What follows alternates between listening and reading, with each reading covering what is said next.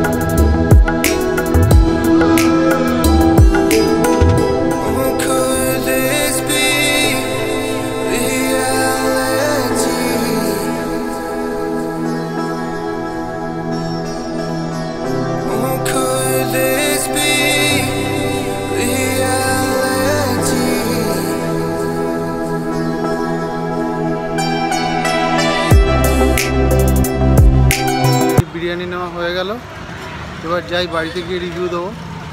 কারণ বাড়িতে গিয়ে দেখা হচ্ছে।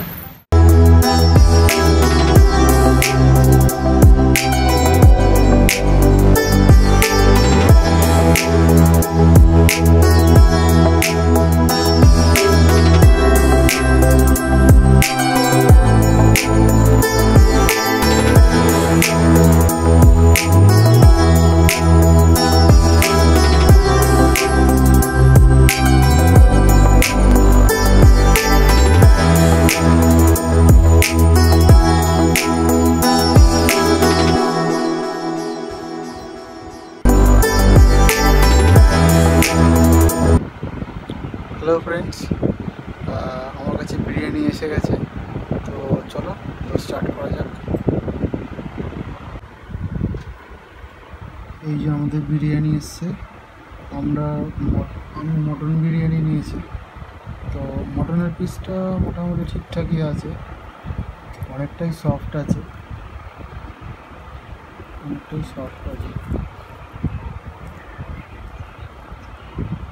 একটা ডিম দিয়েছে, এর সাথে একটা আলু দিয়েছে। আলুটাও বেশ নরমই আছে, দেখলে এরকম টাইপের নরম। আর এর যে রাইসের কোয়ান্টিটিটা মোটামুটি একজনের জন্য ঠিক আছে, দুজনেও শেয়ার করতে পারে।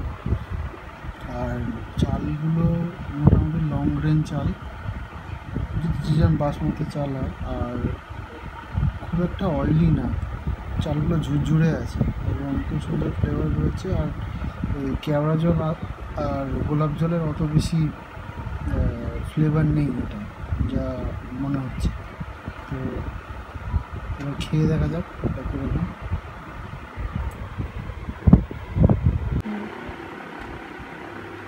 এই দেখতে পাচ্ছ বিরিয়ানি। এবার একটুখানি মাটন, একটু আলু দিয়ে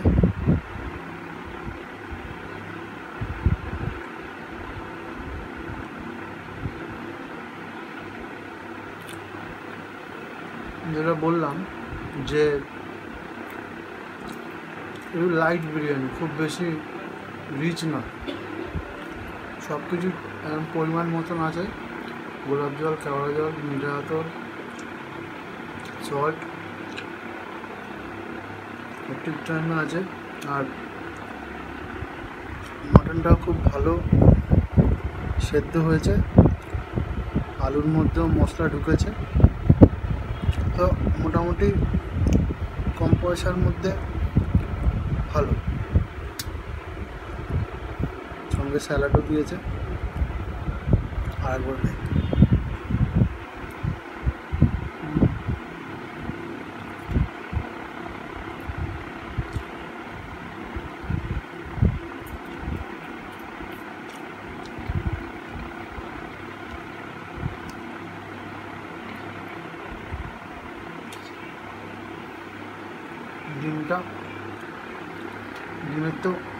ডিমের মতনই খেতে,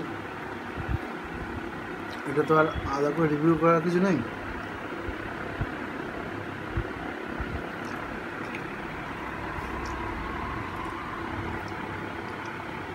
চলো খাওয়াটা শেষ করি, আবার ব্যাক করছি।